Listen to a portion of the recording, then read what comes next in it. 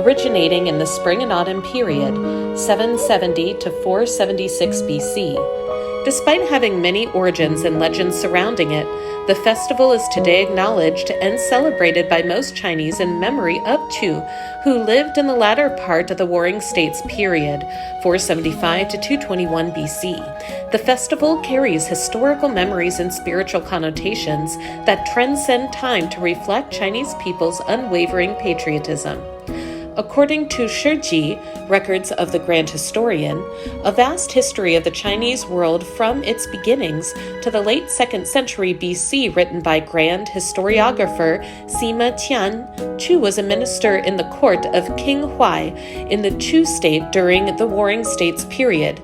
Chu advocated empowering talent, enriching the country, strengthening the army, and making alliances with states such as the Wei and Qi to fight against the Qin state.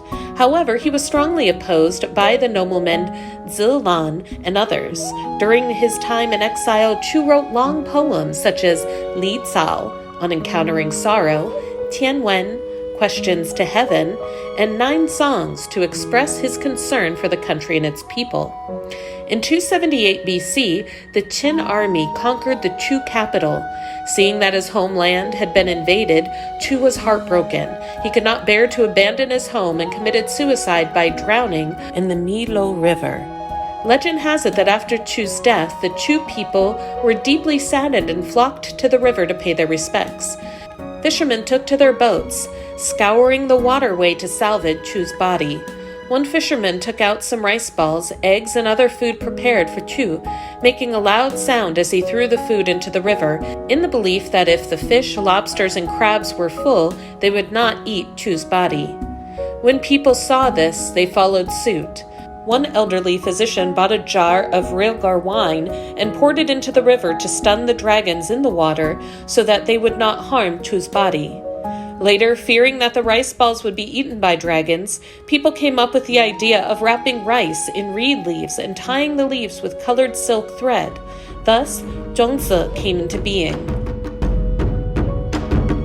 Dragon boat racing mainly takes place in southern China. On May 23, 2011, the activity was approved by the State Council for inclusion in the 3rd batch of National Intangible Cultural Heritage. Dragon boat racing has developed into a water sport with competitions held nationwide on the 5th day of the 5th lunar month. In 2010, the activity became an official event for the first time.